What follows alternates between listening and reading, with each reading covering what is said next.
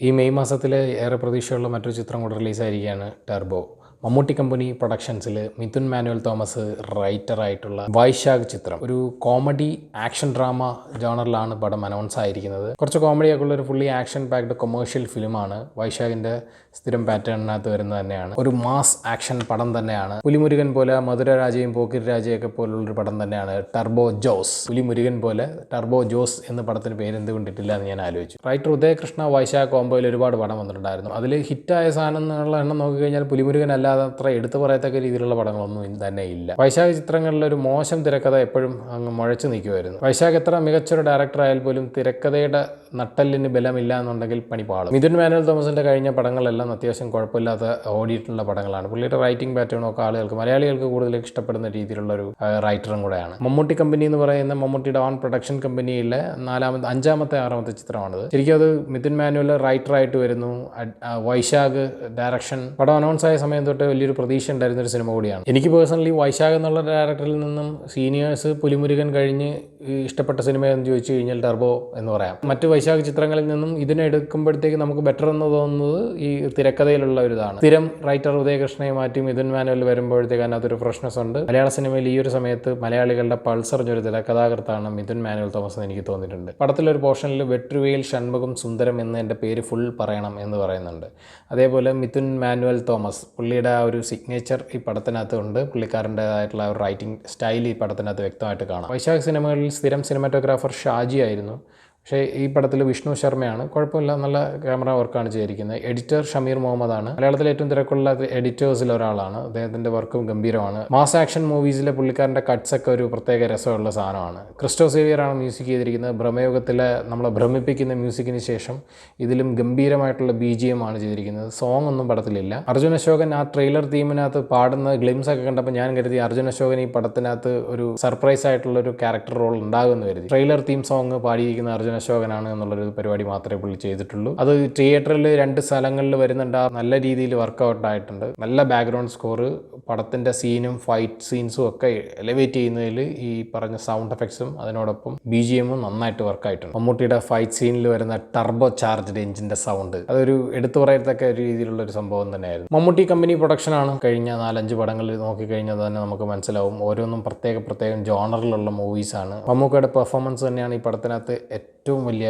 Positive എന്ന് പറയുന്നത്. 72 വയസ്സുണ്ടെന്ന് തോന്നില്ല. അതിനകത്തൊരു 40 to 45 വയസ്സുകാരനായിട്ടുള്ള ഒരു ഇടുക്കി മലയോര പ്രദേശത്തുള്ളൊരു ജീപ്പ് ഡ്രൈവറായിട്ടാണ് അദ്ദേഹം വരുന്നത്. ഫൈറ്റ് ചെയ്യുമ്പോഴത്തേക്കുണ്ടാകുന്ന ഒരു ബോഡി ലാംഗ്വേജും കാര്യങ്ങളെല്ലാം അടിപൊളിയാണ്. ഇതിനകത്ത് ഡ്യൂപ്പൊക്കെ ഉണ്ട്. നമുക്ക് കുറച്ചൊക്കെ സൂക്ഷിച്ച് നോക്കിയാൽ മനസ്സിലാവുകയൊക്കെ ചെയ്യും. എന്നിരുന്നാലും ബാക്കിയുള്ള ഫൈറ്റ് സീൻസ് ആയിക്കോട്ടെ പുള്ളി ഗംഭീരമായിട്ട് ചെയ്തിട്ടുണ്ട്. മധുരരാജയിൽ ചാടി പറന്നിരിക്കുന്ന ഒരു സാധനം ഹൈലൈറ്റ് ചെയ്ത് കാണിച്ചിട്ടുണ്ടായിരുന്നു. അപ്പോൾ ആ അതേ സെയിം സാധനം വൈശാഖിൻ്റെ ഒരു പടങ്ങളിലെ സിഗ്നേച്ചർ ഫൈറ്റ് എന്നുള്ള നിലയിൽ ഇതിനകത്തുണ്ട്. അതെനിക്കൊന്ന് പോക്കിരി രാജയിലും അതേ സാധനം ഉണ്ടായിരുന്നു തോന്നുന്നു. എയറിൽ ചാടിയിരിക്കുന്ന സാധനങ്ങളൊക്കെ. വൈശാഖ് ശരിക്കും ആക്ഷൻ ഒരുപാട് ഇഷ്ടപ്പെടുന്നൊരു ഡയറക്ടറാണ്.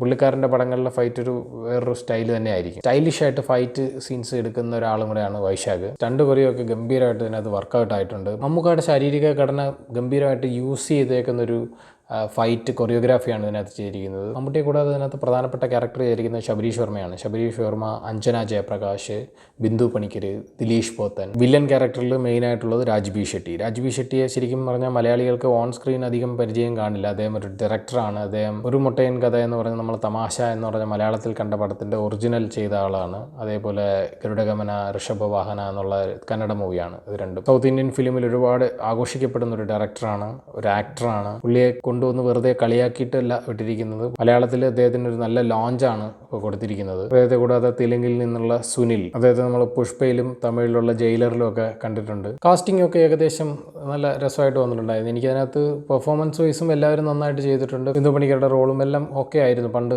KPC ലളിത സ്ഥിരം ചെയ്തുകൊണ്ടിരുന്ന റോളുകളിലൊന്നാണ്. Anjana Jayaprakash main female lead. വെറുതെ ഒരു നായിക എന്നുള്ളൊരു കഥാപാത്രമല്ല, റൈറ്റിംഗ് വൈസ് നന്നായിട്ട് എഴുതിയിട്ടുള്ള വളരെ ഗ്രൗണ്ടഡ് ആയിട്ടുള്ള ഒരു ക്യാരക്ടറാണ്. അഞ്ജന ജയപ്രകാശ് പ്രാവശ്യം മലയാളികൾക്ക് അത്ര സുപരിചിതമല്ല ഒരു സിനിമ.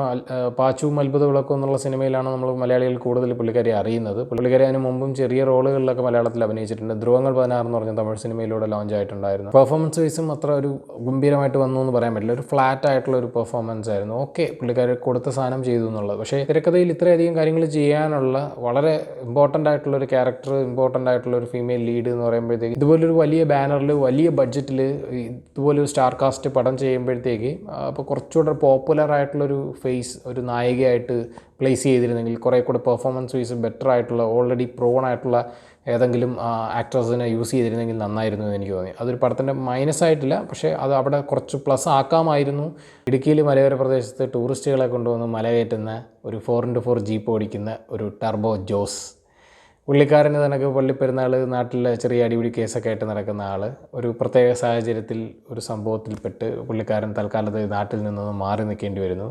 ദൂരെ ഒരു സിറ്റിയിലേക്ക് പോകുന്നു. അങ്ങനെ വേറൊരു സ്റ്റേറ്റിൽ വേറൊരു സിറ്റിയിൽ പോവുകയും അവിടെ അദ്ദേഹത്തിന് ടർബോ ജോസിന് വേണ്ടപ്പെട്ട ആളുകൾക്ക് ഉണ്ടാവുന്ന പ്രശ്നങ്ങളും അതിനകത്തൂടെ ആണ് കഥ മുന്നോട്ട് പുരോഗമിക്കുന്നത്. ഒരു സ്റ്റേറ്റിൻ്റെ ഭരണത്തെ വരെ അട്ടിമറിക്കാൻ കഴിവുള്ള ഒരു സിൻഡിക്കേറ്റ് ഗ്രൂപ്പ് ഓഫ് വില്ലൻസ്, അതാണ് ടർബോ ജോസിനെ എതിർക്കാനുള്ളത്. സോ അത് എങ്ങനെ കഥയിൽ അത് കണക്ട് ചെയ്ത് അവിടെ എത്തിക്കുന്നു എന്നുള്ളത് നല്ല രസമായിട്ട് വന്നിട്ടുണ്ട്. പിന്നെ ബാക്കിയെല്ലാം നമ്മൾക്ക് ഈ പറഞ്ഞ കണക്ക് നമ്മൾ കൂടുതലും തമിഴ് തെലുങ്ക് പടങ്ങളിൽ കണ്ടിട്ടുള്ള രക്ഷകൻ കൈൻഡ് ഓഫ് ഫിലിമാണ്. ഒരു മാസ് ആക്ഷൻ ഫിലിമിന് വേണ്ടിയിട്ടുള്ള എല്ലാ കളവും കൃത്യമാണ്. പടത്തിലൊരു 4-5 ആക്ഷൻ സെറ്റ് പീസസ് തന്നെയുണ്ട്. നമ്മൾ ലോകേഷിൻ്റെ പടങ്ങളിൽ കാണുന്ന കണക്ക് തിരക്കഥ അതിനനുസരിച്ച് സെറ്റ് ചെയ്തിട്ടുണ്ട്. ഒരു പോയിന്റിൽ നിന്നൊരു പോയിന്റിലേക്ക് വരുന്നു, ഇതിനിടയിൽ ഇങ്ങനെ ഒരു ആക്ഷൻ സീക്വൻസ്. ഈ പടത്തിൻ്റെ നറേഷനിൽ തന്നെ ശരിക്കും ആക്ഷൻ സെറ്റ് പീസസ് സെറ്റ് ചെയ്തിട്ടുണ്ട്. ഇപ്പോൾ ഈ ഒരു ടർബോ ജോസ് ഇവിടെ നിന്ന് ഇങ്ങനെ പോകുമ്പോൾ ഇവിടെ ഒരു ആക്ഷൻ സെറ്റ് പീസ്, അവിടെ അടുത്തൊരു ആക്ഷൻ സെറ്റ് പീസ്, അതിലേക്ക് കൃത്യമായിട്ട് തിരക്കഥ ഒഴുക്കോടുകൂടി എഴുതി പോവുകയും ബോറടിപ്പിക്കാതെ ആൾക്കാരെ എൻഗേജ് ആയിട്ട് ഇരുത്തിപ്പിക്കുകയാണ് പടത്തിൽ വൈശാഖും മിഥുൻ മാനുവൽ തോമസും ചെയ്തിരിക്കുന്നത്. അത്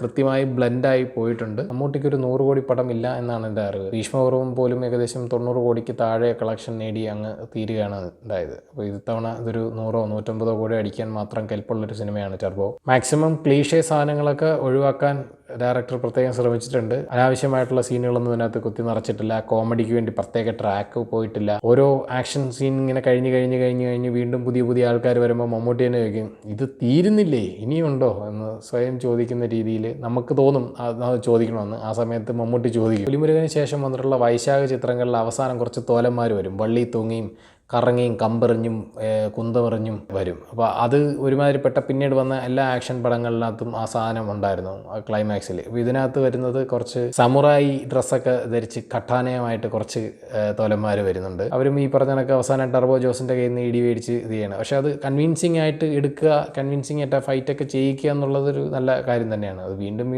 ഇനിയും വരുന്ന പടങ്ങളിൽ ഉണ്ടാവുമോ എന്ന് അറിഞ്ഞുകൂടാ. അത് ഓൾറെഡി കുറച്ച് ക്രിഞ്ചാണ്, പക്ഷേ അത് അതിൻ്റെ ഫൈറ്റ് കൊറിയോഗ്രാഫി വൃത്തിയായിട്ട് വന്നതുകൊണ്ടും അത് ഒരു കയ്യിൽ നിന്നും പോകാത്തത് കൊണ്ടും കുഴപ്പമില്ല. ഏറെക്കുറെ കാര്യങ്ങൾ തിരക്കഥയിൽ നമുക്ക് ഗസ് ചെയ്യാൻ പറ്റും. കാരണം ഇതിങ്ങനെ വേണം, ഒരു പാറ്റേണിലുള്ള പടം ആയതുകൊണ്ട് ഇതിങ്ങനെ വേണം എന്നുള്ളതാണ്. എന്നാലും നമുക്ക് കുറച്ചുകൂടെയൊക്കെ എൻഗേജിങ് ആയിട്ട് ഇരിക്കാൻ പറ്റും. ഇടയ്ക്ക് കുറച്ചൊക്കെ അങ്ങോട്ടും ഇങ്ങോട്ടൊക്കെ പോയിട്ടുണ്ടെങ്കിലും പടം മുഴുവനായിട്ട് നമുക്ക് എൻജോയ് ചെയ്യാൻ പറ്റുന്ന ഒരു ആക്ഷൻ മൂവി തന്നെയാണ്. കഴിഞ്ഞിറങ്ങിയ വൈശാഖ ചിത്രങ്ങളെ കമ്പയർ ചെയ്ത് നോക്കുമ്പോൾ ഒട്ടും നിരാശ സമ്മാനിക്കാത്ത ഒരു സിനിമ തന്നെയാണ് ടർബോ. ഈ പടം കാണാനുള്ള ഏറ്റവും വലിയ കാരണം മമ്മൂട്ടി തന്നെയാണ്. കുറേ കാലം കൂടി മമ്മൂട്ടിയുടേതായിട്ട് വന്നിട്ടുള്ള ഒരു കോമഡി ആക്ഷൻ പാക്ഡ് മൂവിയാണ്.